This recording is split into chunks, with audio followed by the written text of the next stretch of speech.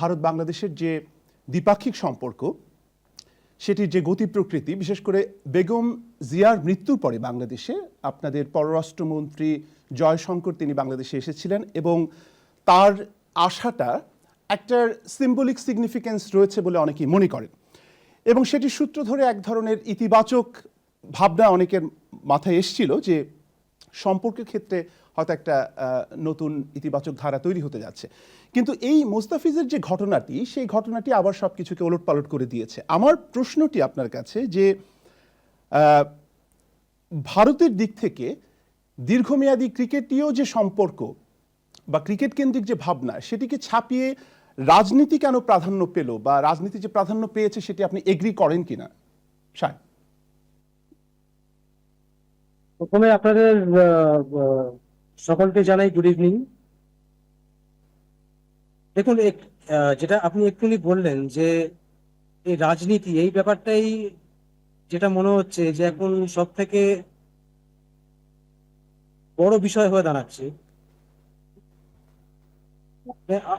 মানে আমি যে কথাটা প্রথমেই বলবো যে মুস্তাফিজুরকে যে কারণে বাদ দেওয়া হলো আইপিএল থেকে, মানে যেটা কেকেআর আমাদের জানিয়েছিল যে they have been instructed by the BCCI to drop Mustafizur from the squad. তো এবার কি মানে যে এক্স্যাক্টলি কি কারণে তাকে যে দল থেকে বাদ দেওয়ার এই ইনস্ট্রাকশনটা দেওয়া হয়েছে সেটা কিন্তু ক্লিয়ার নয়। যে কারণটা বিসিসিআই আমাদের জানিয়েছে সেটা অত্যন্ত ভেগ, অ্যাব্রাপ্ট একটা, মানে অন দিস লাইন্স এরকম একটা কিছু, সেটা খুবই ভেগ। এখানে আমার প্রশ্নটা হচ্ছে যে এক অন্য দেশে কি হচ্ছে, সেখানকার পলিটিক্যাল সিনারিও বলুন বা যাই বলুন, সেটা মাথায় রেখে why penalize a player? and once you have taken him in your team, ভারতীয় মূল্যে সেটা 9 কোটি টাকা এরকম ছিল, 9 কোটি 20 লাখ রুপি। জি হ্যাঁ। তো এত হেফটি অ্যামাউন্ট দিয়ে তাকে নেওয়া হলো, and after a few days he gets dropped.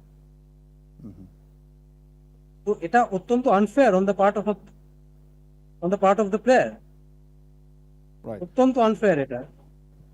এখন এই বিষয়ে মিস্টার ব্যানার্জি, আপনি হয়তো লক্ষ্য করেছেন যে এই ধরনের সিদ্ধান্ত সাধারণত যে ক্রিকেট বোর্ড রয়েছে, বিশেষ করে ভারতীয় ক্রিকেট বোর্ডের ভেতরে আলোচনা সাপেক্ষে নেওয়ার কথা ছিল, কিন্তু ভারতীয় গণমাধ্যমের সূত্র যদি আপনি পর্যালোচনা করেন বা বিশ্লেষণ করেন তাহলে দেখতে পাবেন যে সেখানে ইন্টারনালি এই বিষয়গুলো আলোচনা করা হয়নি। অর্থাৎ অনেকেই ইঙ্গিত করছেন যে এটি হয়তো রাজনৈতিকভাবে রাষ্ট্রের আরো উচ্চ পর্যায় থেকে এটি এসেছে। তো এই লিঙ্কটাকে আপনি কিভাবে বিশ্লেষণ করবেন? আরো একটু তথ্য নিশ্চয়ই অনেকেরই জানা আছে, সেটি হচ্ছে যে ভারতের একজন প্রভাবশালী বিজেপির মন্ত্রীর পুত্র এখন বোর্ডের দায়িত্বে রয়েছেন। এটির সঙ্গে কোনো সংযোগ থাকতে পারে বলে আপনি মনে করছেন?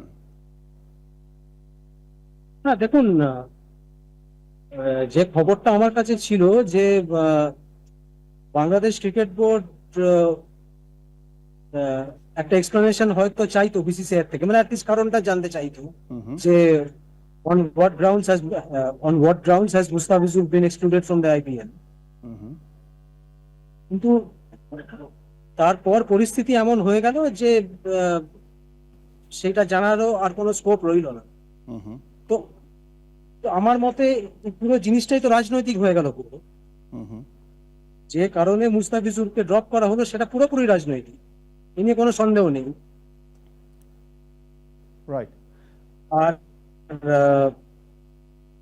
আর এখন যা চলছে, মানে আমি যদি খুব ভুল না হই, বাংলাদেশ ক্রিকেট বোর্ড হয়তো অতটাও কড়া পদক্ষেপ নিতে চায়নি।